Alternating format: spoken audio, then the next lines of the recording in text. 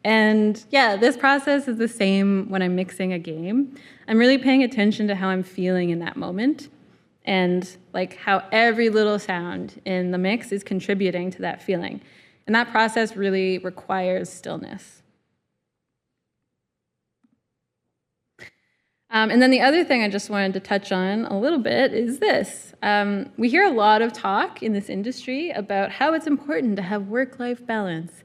But I personally have not heard a lot of talk about how to achieve that, which is why I wanted to share all this stuff. And contrary to what I previously believed, work-life balance doesn't just mean you separate your work and your life. I think it means quite the opposite, that we think of our lives as one whole, and that we should be striving to feel peace both while at work and outside of work. And that emphasis on separation came about because so many of us, especially in this industry, were putting our whole selves into work and making our whole lives work. I never struggled with that, but I still had all this fatigue. So I think we also need to refuse to accept a life where we feel fatigued or distracted or stressed out. We need to feel dive deeply into feeling fulfilled overall. The separation is good, but it's not good enough, and we can't stop there. So rather than having work be the focus of our lives, we need to make life the focus of our work. I came up with that quote. So sustainable work also has ebb and flow, just like sound design. Just like a sine wave or a good story or a well-balanced life. This image on the right here is from a how-to from a pacing video for CFS. And you'll notice that it looks like a sine wave. So think about how you can tweak your workflow to include more of this. For example, when your software is loading, rather than trying to get something else done, maybe take a moment to just sit there and think or look out a window. Schedule more draining tasks in between menial ones. So one example from my work is the time it takes to set up a video. I can do that before, and then it has the benefit of I don't have to pause to set up while I'm designing. So I can get into the flow more easily, and then also the setup, longer period of setup, I can use that as a break as well, because I don't have to think as much when I'm doing that for the most part. And yeah, in general, I've also been taking lots of small breaks, making sure to take a longer, at least 20 minutes of true deep rest at lunch. That kind of stuff really helps. And then I believe multitasking is a symptom of disconnection and too much work. Our world has taught us that we need to go fast to get everything done. And it hasn't really taught us how to remain mindful and connected. Multitasking can feel really productive. I personally am really good at it, but I kind of started to wonder, what does it mean to be good at multitasking? I feel like I'm being really pleased with myself for just being really good at not maintaining focus. I could get lots done, but it came with a cost. So instead of letting myself think and rest, I was filling every possible moment with a productive action, which is draining, and it's not really sustainable. You can't get into a flow state if you're multitasking, well, that I know of. And that is, I think, where work really becomes enjoyable. And for me, I was multitasking not only within one project, but I would work on multiple projects in a day. And I think there were two things at play. So one is I needed to learn how to focus better. And then the other, which I'm still doing, the other is that I needed to learn to do less. I needed to learn how much I could do sustainably. And yeah, if you feel like you need to multitask to get everything done, you're probably doing too much. This is why I started taking on fewer projects. And I do still think it's possible to work on multiple projects at once, if sustainably, if you have a team that you can balance things out with. We have that at A Shell in the Pit. But again, it's still not perfect. We're still working on it. And the thing is, you actually have to be able to know when you need help and then ask for the help, which I was not doing. That needs to be learned alongside all this other stuff about listening more fully to yourself.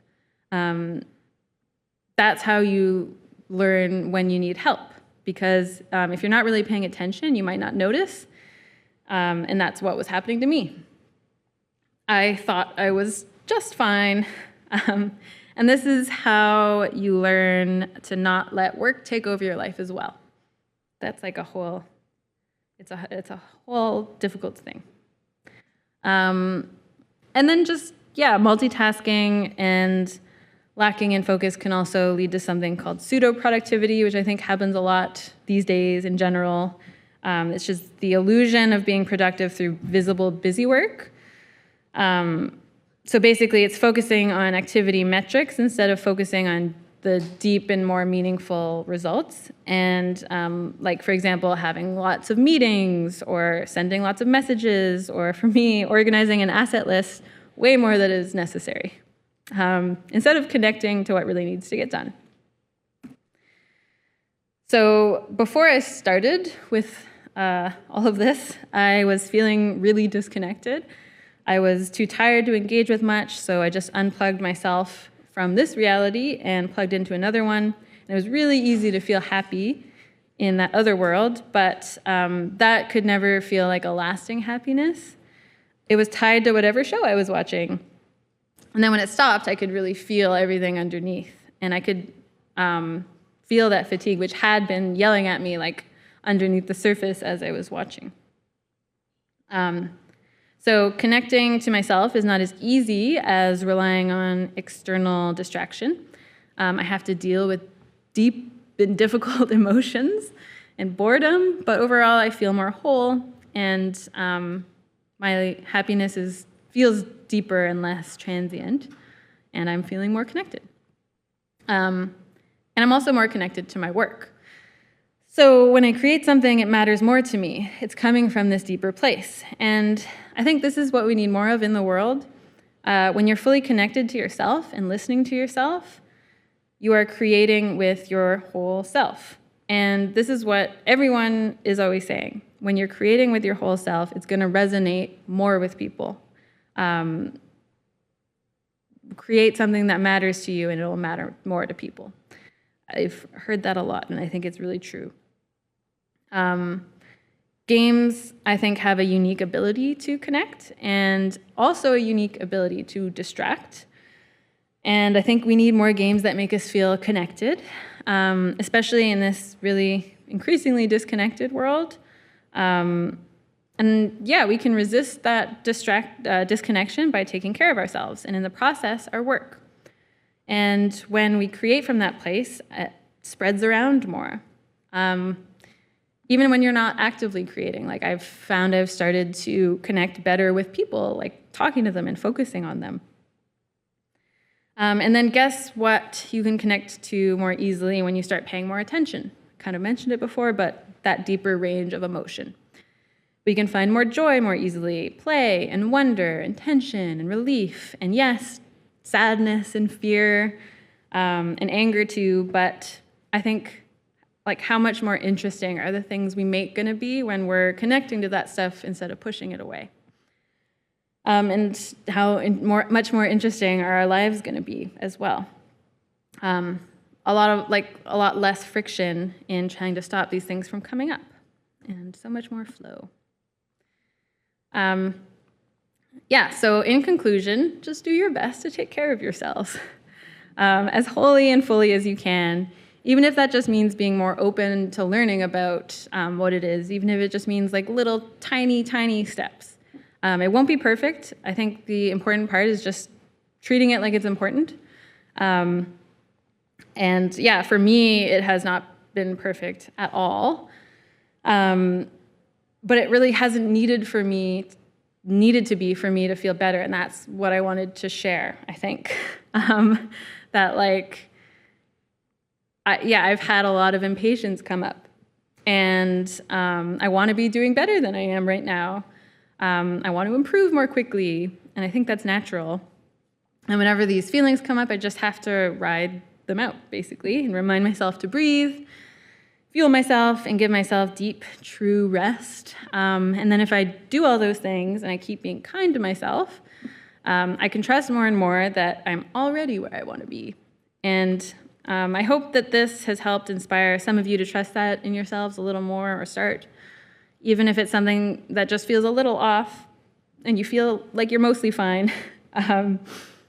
It's still within your power to improve that, and maybe it's something you can start practicing now as you experience the rest of this convention. See if you can keep your breath nice and steady, or like take a break if you're feeling tired, or even just remember to drink enough water. More than anything, see if you can be a little more kind to yourselves. You won't fix anything right away, but if you can commit to continuing just to try, to put that effort into paying attention, that was the main thing for me. You may also discover that you're also where you need to be when you're working, when you're taking care of yourselves, and in this moment right now. Thank you.